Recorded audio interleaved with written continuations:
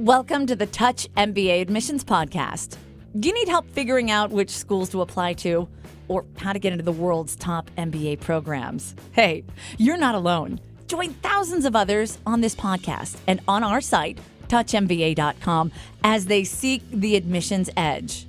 And now, here's your host, Darren Joe.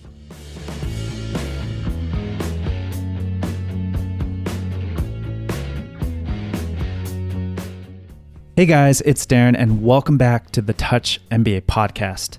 What we do on this show is try to help you to make the best MBA investment. So thanks for being here. This week, I want to talk about hiring trends and salary projections for business school graduates. And a lot of what I'm going to mention comes actually from the GMAC.com website. GMAC stands for Graduate Management Admissions Council. They are the folks that administer your favorite test of all time, the GMAT test. Yep, that one. But before we dive into this week's episode, I want to thank the sponsor of our podcast, Queen's University, and their Smith Full-time MBA. The path to your next big career move goes through Canada. The 12-month full-time MBA program at Queen's University's Smith School of Business features a proven team-based experiential curriculum built around the exact set of skills that top employers seek. The results speak for themselves. In fact, 98% of the class of 2021 accepted an offer for their dream role within 3 months of graduation. Listeners of the Touch MBA podcast can receive a complimentary virtual consultation by visiting yoursmithmba.com/touchmba. That's yoursmithmba.com/touchmba. And thank you very much to Queen's Smith Full-time MBA for sponsoring this episode. They're one of the top-ranked programs in Canada. Thank you, Queen's, for believing in our mission to democratize MBA school selection and admissions.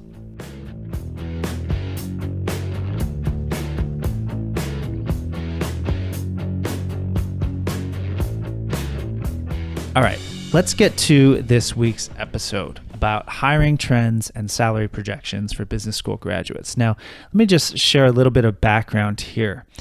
When I used to be an MBA admissions director working for Singapore Management University about 10 years ago, I'd often present to a lot of applicants and go to a different city and ask them, what do you think corporate recruiters are looking for from MBA graduates? Inevitably, I'd hear responses like accounting skills, strategic skills, maybe even leadership skills, right? But they were always surprised to find out that the top 3 skills corporate recruiters were looking for year after year were interpersonal skills, communication skills, and leadership skills. In other words, the soft skills were at the top of the list.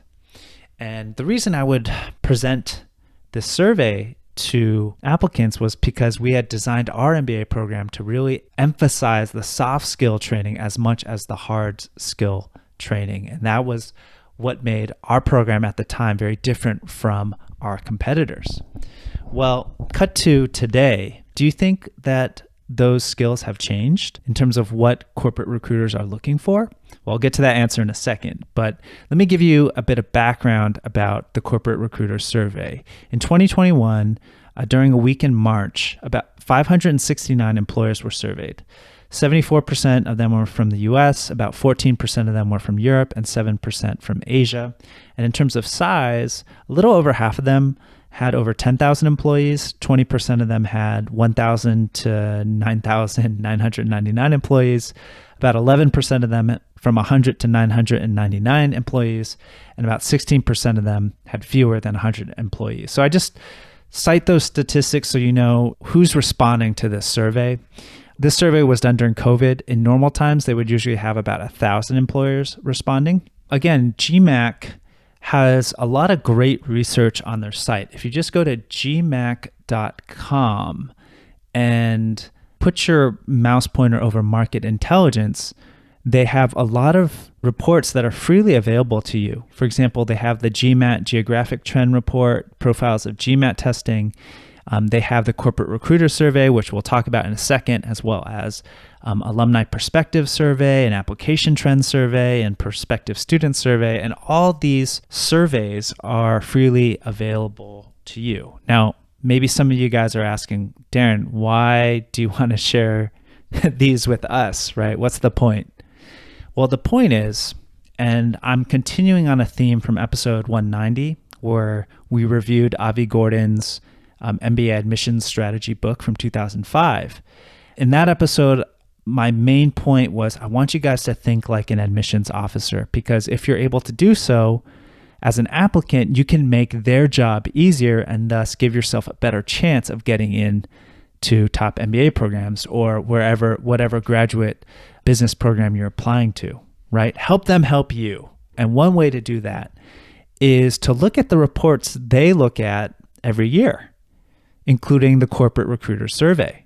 One of the main tasks an admissions director has to do is recruit students who are employable. And that has been a constant theme of this podcast over 10 years, to show your employability. By knowing, what corporate recruiters are looking for from business school graduates, this will help you frame your application, right? So I want to share 3 takeaways from this report.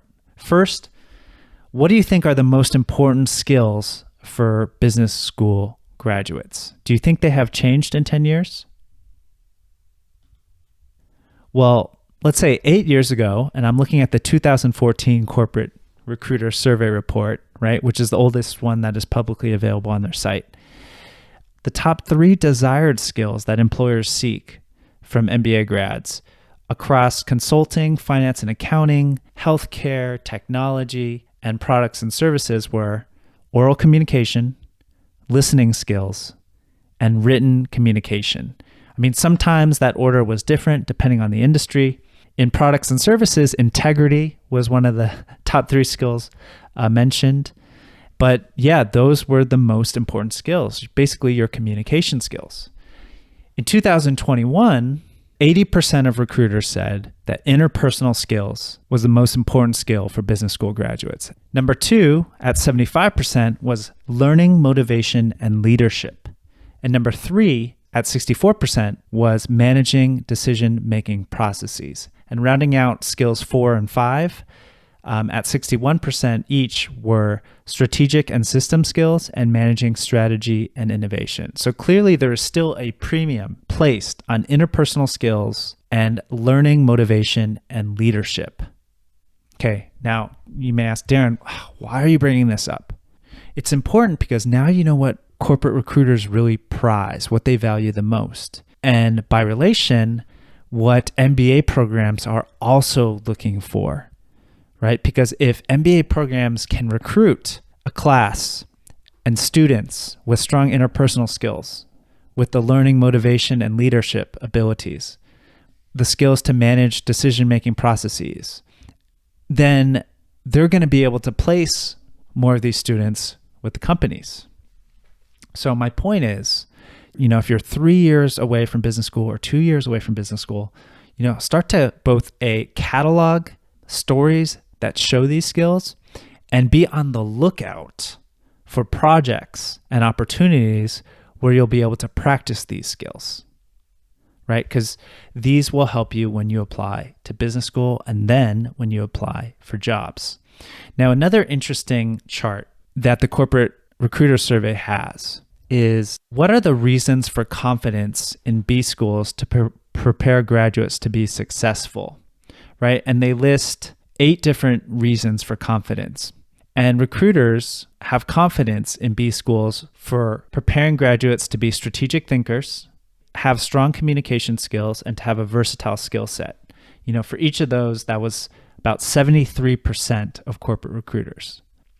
Now, what recruiters are less confident in from graduates of business schools are at 48%, being able to handle complex global business environments, at 42%, being innovative, at 41%, being able to navigate challenges of technological disruption, and at 36%, which was last on the list, that graduates don't require extensive training.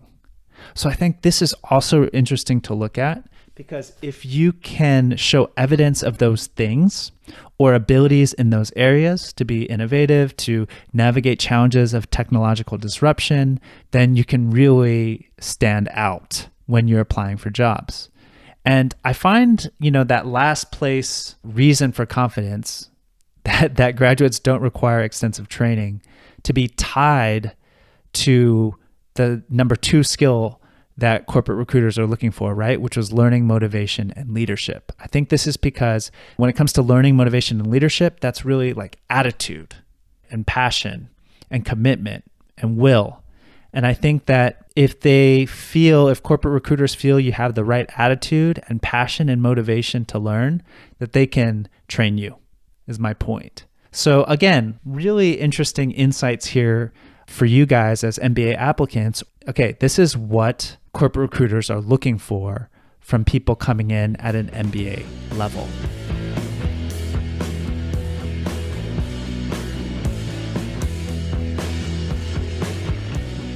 Now let's talk about finding 2, which is MBA salaries and how they compare to other master's programs and how full-time MBAs are viewed compared to online MBA graduates, okay? So first, in terms of the median MBA salary, in 2021, it was $115,000, which was 77% higher than the median salary of those with a bachelor's degree, which was $65,000, and 53% higher than those who were hired directly from industry, which the median salary there was $75,000.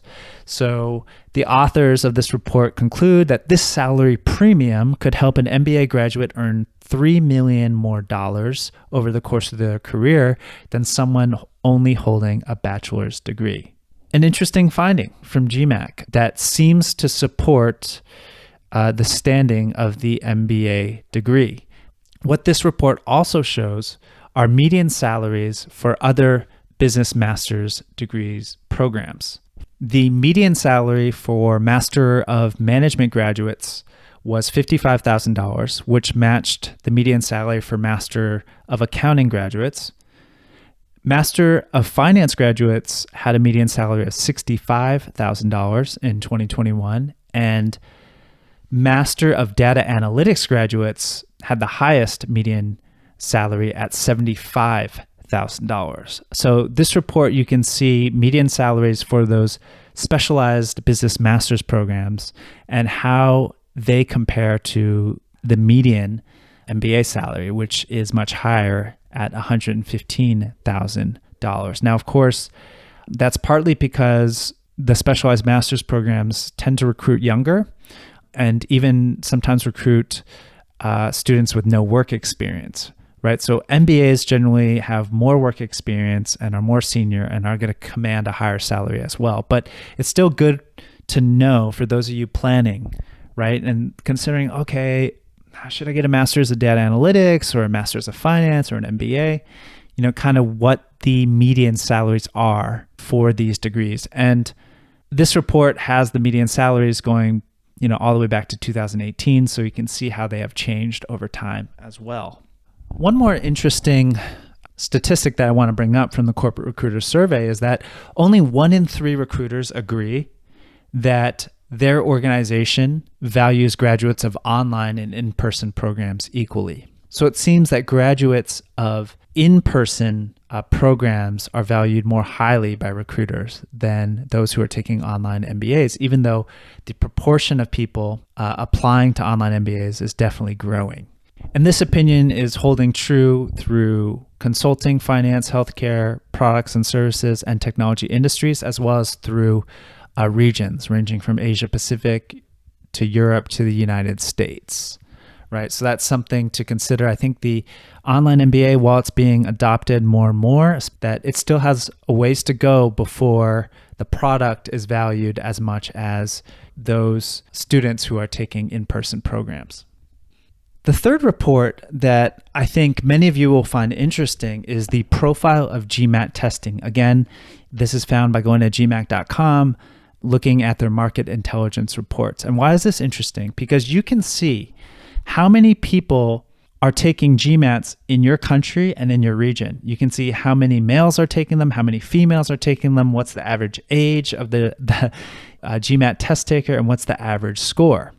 So for example, in Vietnam, in 2021, there were only 586 people who took the GMAT test. The average age of those test takers was 26.7.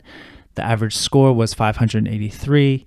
And actually a lot more females took the test, 375 versus 211 males. This was quite a drop from 5 years ago where there were over 1,000 people who took the test in Vietnam. Of course, a lot of this is probably COVID related, right?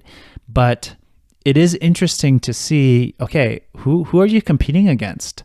And what is the average score of candidates coming from my country? If you're from Venezuela, which only had 23 people take the GMAT test in 2021, and the average score there was 526, right? So if you're Venezuelan and you have a 650 GMAT, you are really like a diamond in the rough because there's so few Venezuelans taking the GMAT. Yeah, definitely check out that profile of GMAT testing report, which will give you a lot of interesting insights. This is the first time I've done an episode like this where I'm just kind of walking through some interesting findings from the GMAC reports. The point I'm trying to make with this episode is, think more like an admissions officer. These are the reports that admissions directors are looking at every year. How many GMAT test takers are there in Vietnam, in Venezuela, in Colombia, in Canada, etc.? They're looking at what are the skills most prized by corporate recruiters because they want to make sure they recruit MBAs with those skills already, if possible. This will make your job easier when you're applying because you know what MBA admissions directors and corporate recruiters are looking for.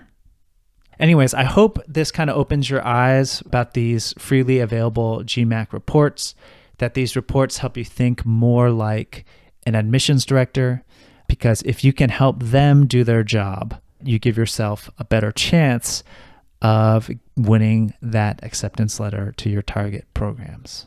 So take care, everybody. Stay healthy, and we'll see you on the next Touch MBA podcast.